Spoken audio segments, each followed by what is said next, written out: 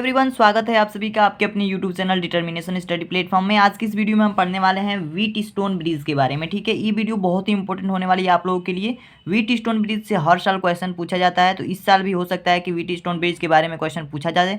तो इससे न्यूमेरिकल या फिर इसका हूबहू क्वेश्चन जैसे जो टॉपिक पढ़ा रहे हैं यही टॉपिक पूछा जा सकता है। ठीक है, तो इस वीडियो को शुरू से लेकर के अंत तक देखिए, सारी चीज़ें आपको क्लियर होने वाली है व्हीट स्टोन ब्रिज से लेकर के। ठीक है, व्हीट स्टोन ब्रिज को इतने अच्छे तरीके से आपके दिमाग में मैं फिट करने जा रहा हूँ कि आपको कभी भी भूलेगा नहीं। ठीक है, और व्हीट स्टोन ब्रिज के डिफिनीशन के साथ साथ रचना और इसके सिद्धांत को भी हम बताने वाले हैं। ठीक है, बहुत ही अच्छे तरीके से हम इसको एक्सप्लेन करेंगे। ठीक है, तो वीडियो को शुरू से लेकर के अंत तक देखिए। चैनल को अभी तक सब्सक्राइब नहीं किया तो प्लीज़ चैनल को सब्सक्राइब कर लीजिए। और चलिए हम शुरू करते हैं अपनी वीडियो को। ठीक है, थोड़ी सी हम बात करते हैं व्हीट स्टोन ब्रिज की हिस्ट्री के बारे में। देखिए, हिस्ट्री इसकी क्या है कि एक साइंटिस्ट थे जिसका नाम था व्हीट स्टोन। वो इंग्लैंड के रहने वाले थे और इंग्लैंड के वो वैज्ञानिक थे जिनका नाम था सर व्हीट स्टोन। ठीक है, और इन्होंने क्या किया, एक ऐसी युक्ति की खोज की, एक ऐसा युक्ति बनाया जिसकी सहायता से हम तार की प्रतिरोध, जैसे तार का जो अज्ञात प्रतिरोध होता है उसको हम ज्ञात कर सकते हैं।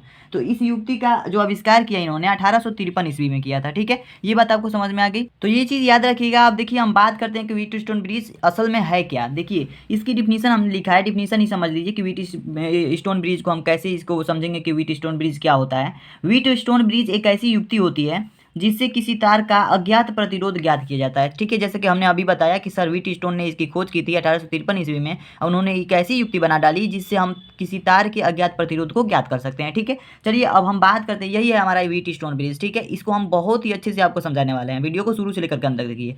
चलिए हम बात करते हैं इसकी रचना की, रचना कैसे करते हैं व्हीट स्टोन ब्रिज का। ठीक है, अब देखिए, रचना की बात की जाए तो देखिए इसको पढ़ते हैं। हमने सारी रचनाएं अच्छे तरीके से यहाँ पे लिख दी है, यही हूबहू आप रट सकते हैं। रटेंगे क्या, आपको मैं इतने अच्छे तरीके से बताऊंगा कि आपको ये सारी चीज़ें याद हो जाएंगी। आप देख रहे होंगे, इतना सब कुछ याद नहीं करना पड़ेगा, आपको समझ में आ जाएगा। ठीक है, यहाँ पे मैंने फिगर बनाया है। ठीक है, एक चतुर्भुज जैसा एक मैंने फिगर बनाया है। ठीक है, यहाँ पे चतुर्भुज जैसा एक फिगर बनाया है इस तरीके से।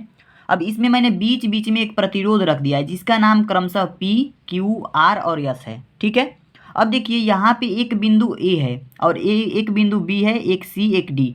यह चतुर्भुज का नाम है ए बी सी डी, एक चतुर्भुज है। इस चतुर्भुज की भुजाओं में हमने प्रतिरोध को अस्थाई तो स्थित कर दिया है पी क्यू आर एस। ठीक है, अब देखिए हम बात करते हैं कि इसमें हमने एक सेल जोड़ दिया है और इसके में एक कुंजी लगा दी है K1। और यहाँ पे भी एक मैंने गैल्वेनोमीटर लगा करके, जो धारामापी होता है, यहाँ पे हमने एक कुंजी लगा दिया है। ठीक है, इसी चीज़ को हमने इस तरह से लिख करके एक्सप्लेन किया है, उसको समझते हैं। ठीक है, व्हीट स्टोन ब्रिज में 4 प्रतिरोध पी क्यू आर एस चतुर्भुज की भुजाओं की दिशा में जुड़े होते हैं। ठीक है, देखिए जो व्हीट स्टोन ब्रिज में जो चारों प्रतिरोध होते हैं वो चारों प्रतिरोध इस चतुर्भुज की भुजाओं की दिशा में जुड़े होते हैं। ठीक है, पी क्यू और आर एस। ठीक है, ये बात समझ में आ गई। पी तथा क्यू को समानुपाती भुजाएं कहते हैं। क्यों कहते हैं समानुपाती भुजाएं, इसके आगे देखिए, क्योंकि इनका अनुपात हमें पहले से ज्ञात होता है। ठीक है, ये जो P और Q है इसको हम समानुपाती भुजा कहते हैं क्योंकि इनका जो अनुपात होता है ये हमें पहले से ज्ञात होता है। ज्ञात क्या करना होता है, अज्ञात प्रतिरोध। तो अज्ञात प्रतिरोध ज्ञात करने के लिए हमें व्हीट स्टोन ब्रिज के फार्मूले को अप्लाई करना पड़ता है, जिसको हम सिद्धांत के द्वारा बताएंगे आपको। तो देखिए, पी क्यू को समानुपाती भुजाएं कहते हैं क्योंकि इनका अनुपात हमें पहले से ज्ञात होता है। आर को हम ज्ञात भुजा कहते हैं, ये जो आर है इसको हम ज्ञात भुजा कहते हैं। अब देखिए, अज्ञात भुजा किसे कहते हैं। अब हमें जिस अज्ञात प्रतिरोध का मान ज्ञात करना होता है, जो कोई भी प्रतिरोध हो जो अज्ञात हो, जो हमें नहीं पता हो, जिसका मान ज्ञात करना होता है, उससे सी तथा डी के बीच जोड़ देते हैं। सी क्या है, ये जो चतुर्भुज है इसमें एक भुजा, एक बिंदु सी और एक डी, तो इस सी और डी के बीच में ये अज्ञात प्रतिरोध जोड़ा हुआ है, यानी कि यह जो यस है यही हमारा अज्ञात प्रतिरोध है। तो देखिए, जिसे हम अज्ञात प्रतिरोध यस कहते हैं। ठीक है, जिसको हम सी और डी के बीच में जोड़ देते हैं। आगे देखिए, थोड़ा सा है, चतुर्भुज के शीर्ष ए तथा सी के बीच, ये अपने मन से भी आप लोग लिख सकते हैं। चतुर्भुज के शीर्ष ए तथा सी के बीच, ये हमारा ए है और ये शीर्ष सी है। चतुर्भुज के ये दो शीर्ष ए और सी के बीच सेल तथा एक कुंजी K1 जोड़ते हैं। ये हमारा सेल जोड़ देते हैं और एक कुंजी K1 जोड़ते हैं। ठीक है, दोनों तरफ से।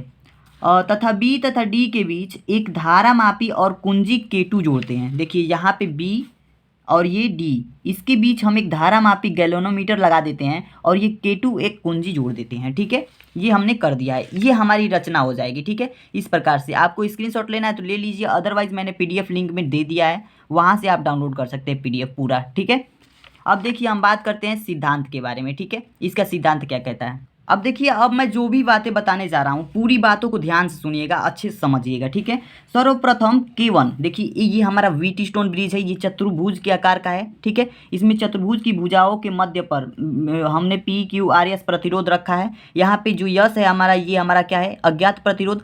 PQR हमारा ज्ञात प्रतिरोध है। और ये देखिए ABCD हमारा ये जो चतुर्भुज था, तो AC से हमने क्या कर दिया, AC दोनों बिंदुओं से हमने एक सेल जोड़ा और यहाँ पे कुंजी K1 लगा दिया। ठीक है, यहाँ पे हमने BD के बीच में एक गैल्वेनोमीटर लगाया और K2 कुंजी लगा दिया। ये हमारा हुआ स्टोन ब्रिज, यानी कि व्हीट स्टोन ब्रिज हमारा हो गया, इसका निर्माण हो गया। अब देखिए हम इसके सिद्धांत की अगर बात करें तो सर्वप्रथम हम क्या करते हैं कि कुंजी K1 को ऑन करके सेल द्वारा इतनी धारा प्रवाहित करते हैं कि धारा मापी का विक्षेप शून्य हो जाता है।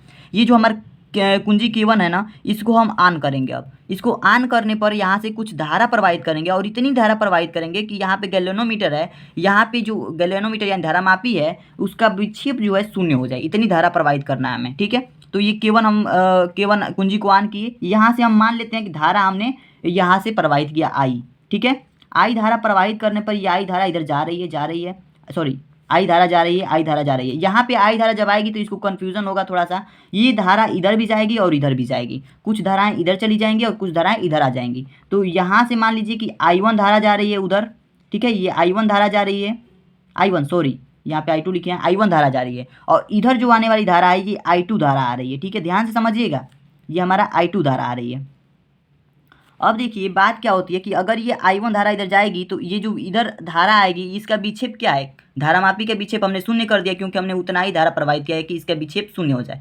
तो इसका विक्षेप शून्य हो गया है, तो इसलिए यहाँ पे धारा तो हमारा जीरो होगा। ठीक है, यहाँ पे करंट का मान क्या होगा, जीरो होगा। तो इसलिए यह जो I1 होगा यह इधर जाएगा, इधर नहीं आ करके इधर जाएगा। ठीक है, तो ये जो I1 धारा है ये इधर भी जाएगी और यहाँ से इधर होकर के इधर तक आएगी। ठीक है, और फिर से ये जो I2 धारा है इसको पार करेगी, इधर नहीं जाएगी I2, और ये भी धारा I2 यहाँ से प्रवाहित हो रही है। ठीक है, अब देखिए इधर से निकल रही हैं धाराएं हैं, तो दोनों अब आ करके एक धाराएं ये I मिल जाती हैं। ठीक है, अब फिर से यहाँ पे एक हो जाती हैं और फिर I धारा प्रवाहित होने लगता है। इस प्रकार से इसमें करंट का फ्लो होता है। ठीक है, इतनी सी बात आपको समझ में आ गई। अब देखिए हम इसको सॉल्व करने के लिए, इसके सिद्धांत को निकालने के लिए, अज्ञात प्रतिरोध का जो सूत्र निकालने के लिए हम क्या करते हैं, ये यहाँ पे एक बंद पास 1 मान लेते हैं, यहाँ पे एक बंद पास 2 मान लेते हैं। इस बंद पास का मान ABD का एक बंद पास का मान हम यम रख लेते हैं, नाम रख रहे हैं यम, और इस बंद पास का नाम हम यन रख दे रहे हैं। ठीक है, इसका नाम यन और इसका नाम यम रख लिए और इसको मान लेते हैं कि इसको हम क्लॉकवाइज डायरेक्शन में हम इसको सॉल्व कर रहे हैं। आप किसी भी डायरेक्शन में कर सकते हैं। अब देखिए इसमें हम क्या करेंगे, सबसे पहले हम बंद पास यम लेते हैं, तो लिखेंगे बंद पास यम में ये हम बंद पास ले रहे हैं जिसको हमने यम माना है, इसको हम क्लॉकवाइज देख रहे हैं। तो यम में हम क्या करेंगे, सबसे पहले हमें ज़रूरत पड़ेगी किसकी, हमें जो हमने किरचॉफ लॉ पढ़ा था, किरचॉफ के नियम की। तो किरचॉफ के द्वितीय नियम से हम क्या जानते हैं, द्वितीय नियम से लिखेंगे, किरचॉफ के द्वितीय नियम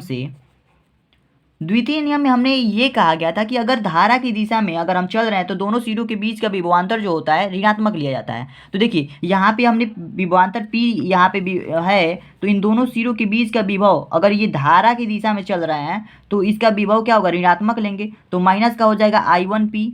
ठीक है, और देखिए यहाँ पे जो धारा चल रही है, यहाँ से धारा अगर हम इधर चल रहे हैं धारा की दिशा में और इधर से चल रहे हैं, इधर से चल रहे हैं, ठीक है, तो ये जो धारा है ये I2 धारा है, इधर जा रही है और इसके विपरीत दिशा में चल रहे हैं, तो इसका जो मान होगा धनात्मक होगा, तो I2R हो जाएगा। ठीक है, बराबर 0।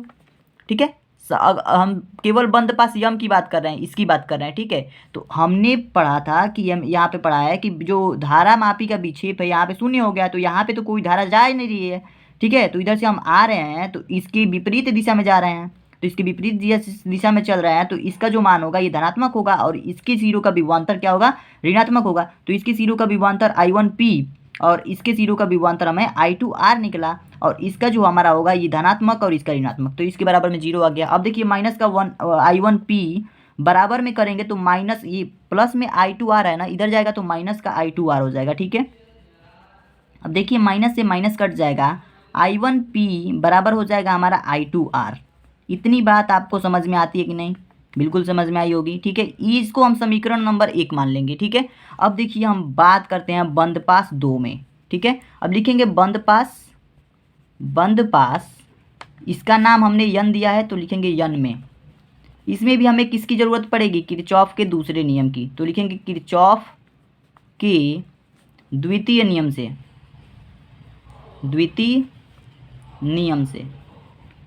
किरचॉफ के द्वितीय नियम से हमें क्या पढ़ा था? जो पढ़ा था हमने बता दिया। ठीक है, अब देखिए यहाँ से तो ये सब चीज़ें बंद पास, अब यम को हम भूल जाएंगे, बंद पास यन को देखेंगे तो यहाँ से धारा जा रही है तो इधर से धारा निकल रही है। ठीक है, तो धारा की दिशा में चल रहा है तो इसका जो होगा, इसका मान, इसके सिरों का विभवांतर हम क्या लेंगे? ऋणात्मक में लेंगे। ठीक है, तो ये होगा माइनस का I1Q, और इसके सिरों का विभवांतर, ये देखिए अब इधर से धारा जा रही है तो इधर से हम आएंगे।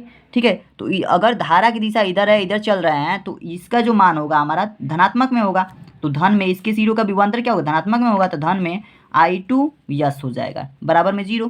ठीक है, इसी तरह से हम क्या करेंगे, यहाँ पे हम माइनस I1 लिखेंगे Q, और ये प्लस I2 यस है, इधर हम पक्षांतर कर देंगे इसको, तो बराबर में हो जाएगा माइनस का I2 यस, और माइनस क्या हो जाएगा? कट जाएगा, और I1Q बराबर हो जाएगा हमारा I2 यस। ठीक है, इतनी बात फिर से समझ में आई।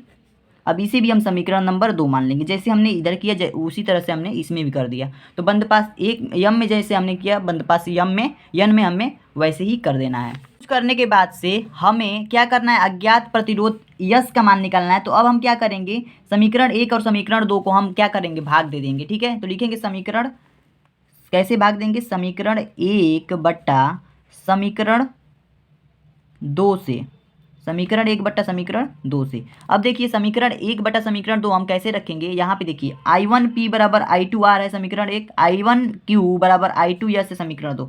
तो लिखेंगे I1P बट्टा में ये I1Q बराबर हो जाएगा हमारा I2R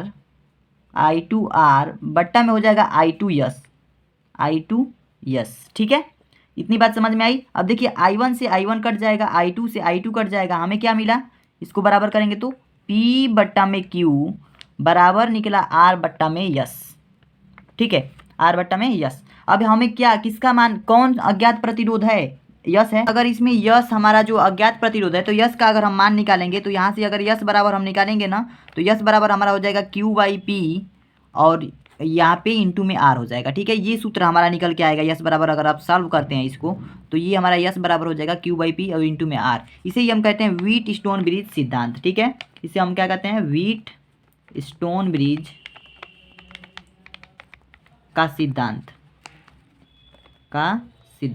ठीक है, तो आशा करता हूँ दोस्तों आपको ये चीज़ें अच्छे से समझ में आ गई होंगी। ठीक है, यहाँ पे सिद्धांत हमने लिखा है, गड़बड़ हो गया है। ठीक है, सिद्धांत अच्छे से आप लिख लीजिएगा। ठीक है, तो आशा करता हूँ दोस्तों आपको ये चीज़ें समझ में आ गई होंगी। व्हीट स्टोन ब्रिज में कोई भी तरह की डाउट हो तो आप कमेंट करके ज़रूर बताएं। अगर आपको अच्छी लगी वो वीडियो तो चैनल को सब्सक्राइब कर लीजिए। सारी चीज़ें हमने बहुत ही अच्छे तरीके से, बखूबी तरीके से बता दिया है। मिलते हैं नेक्स्ट वीडियो में और भी अच्छे टॉपिक के साथ और अच्छे तरीके से बताने के लिए।